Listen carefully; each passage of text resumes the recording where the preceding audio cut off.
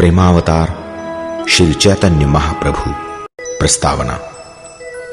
कृष्ण भावनामृत आंदोलन संपूर्ण विश्व में फैल चुका है, फिर भी इसके जनक श्री चैतन्य महाप्रभु अधिकांशतः अपरिचित हैं। यहां तक कि भारत में जहां भगवान चैतन्य का नाम सुविदित है, अधिकांश व्यक्ति उनके कार्यकलापों तथा संदेश से अपरिचित हैं।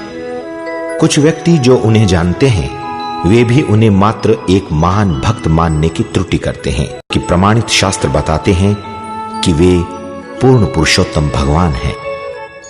ये परिचायक पुस्तक भगवान चैतन्य के कार्यकलापों एवं शिक्षाओं को संक्षेप में प्रस्तुत करने का प्रयास है।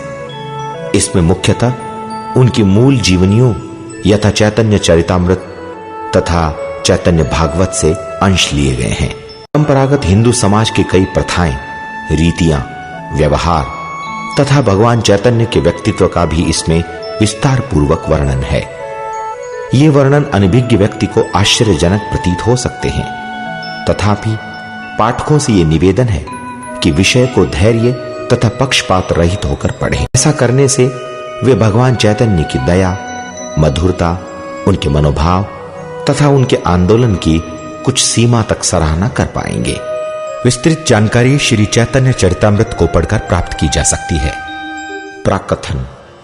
भगवान चैतन्य के अनेक नाम हैं। उनके पिता ने उनका नाम विश्वंभर रखा।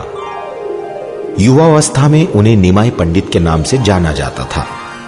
जब उन्होंने संन्यास ग्रहण किया तब वे श्री कृष्ण चैतन्य कहलाए।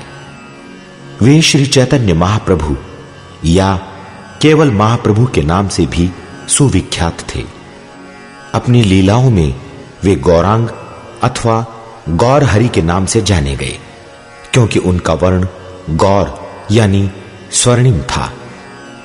भगवान ने अपने प्रथम 24 वर्ष पश्चिम बंगाल में नवद्वीप नामक स्थान पर व्यतीत किए। तदुपरांत उन्होंने गृहस्थ जीवन का त्याग करके संन्यास ग्रहण किया। पुरी को अपना मुख्य कार्यस्थल बनाकर महाप्रभु ने 6 वर्षों तक दक्षिण भारत, बंगाल तथा वृंदावन में भ्रमण किया। अपने प्रकट लीला के अंतिम 18 वर्ष उन्होंने पुरी में बिताए, जहां वे कृष्ण प्रेम के गहनतम महाभाव में और गहरे उतरते गए। भगवान चैतन्य द्वारा प्रदर्शित भावावेग पूर्वी तथा पाश्चात्य धार्मिक रहस्यों के इतिहास में अद्वितीय हैं। उनके जीवनी लेखकों ने यह लिपिबद्ध किया है कि महाप्रभु के कृष्ण वियोग के महाभाव में कभी कभी सिर, भुजाएं तथा पैर कछुए के समान शरीर में समाविष्ट हो जाते थे। कभी कभी उनके अंग शरीर से अलग हो जाते थे और मात्र त्वचा द्वारा आपस में जुड़े रहते थे। अधिकतर समय जब महाप्रभु हरे कृष्ण का कीर्तन करते तथा नृत्य करते तब उनके अंगों में कंपन पैदा हो जाता, नेत्रों से अश्रु धारा बहने लगती तथा मुंह से फेन निकलता।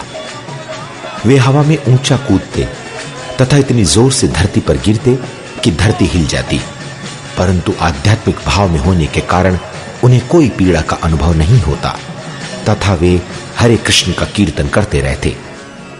गौड़ीय वैष्णव प्राधिकारी इस बात की पुष्टि करते हैं कि ऐसे दिव्य कायांतरणों यानी लक्षणों का दिग्दर्शन साधारण मनुष्यों के द्वारा संभव नहीं है। अतः वे भगवान चैतन्य को पूर्ण पुरुषोत्तम भगवान कृष्ण से अभिन्न मानते हैं। कृष्ण श्याम सुंदर के नाम से सुप्रसिद्ध हैं और भगवान चैतन्य गौर सुंदर के नाम से। उनका यह अद्भुत गौर वर्ण राधा उनकी नित्य संगिनी तथा उनकी आह्लादिनी यानी आनंद प्रदायक शक्ति के साथ सम्मिलन के फलस्वरूप है। अतः श्री चैतन्य महाप्रभु राधा तथा कृष्ण का युगल स्वरूप है, परंतु उनका भाव तथा वर्ण श्रीमती राधा रानी का है। वे इस जगत को श्री श्री राधा कृष्ण की आराधना सिखाने के लिए अवतरित हुए। भगवान चैतन्य की भांति उनके भक्त भी तेजस्वी हैं। वे कृष्ण के नित्य मुक्त संगी हैं, जो उनके गौरावतार की लीलाओं में भाग लेने के लिए अवतरित हुए। जीवनी लेखकों ने लिपिबद्ध किया है कि गौरांग के पिता जगन्नाथ मिश्र वसुदेव तथा नंद महाराज का युगल अवतरण है। क्रमशः कृष्ण की द्वापर लीला में उनके जनक तथा पालक पिता। उनकी माता शची देवी, देवकी तथा यशोदा का युगल अवतार हैं। क्रमानुसार कृष्ण की माता तथा धात्री। नित्यानंद प्रभु बलराम हैं। अद्वैताचार्य महाविष्णु तथा सदाशिव का युगल अवतार है। गदाधर पंडित राधा रानी है। नारद मुनि श्रीवास पंडित हैं। स्वरूप दामोदर विशाखा सखी हैं। गोपी ललिता रामानंद राय हैं।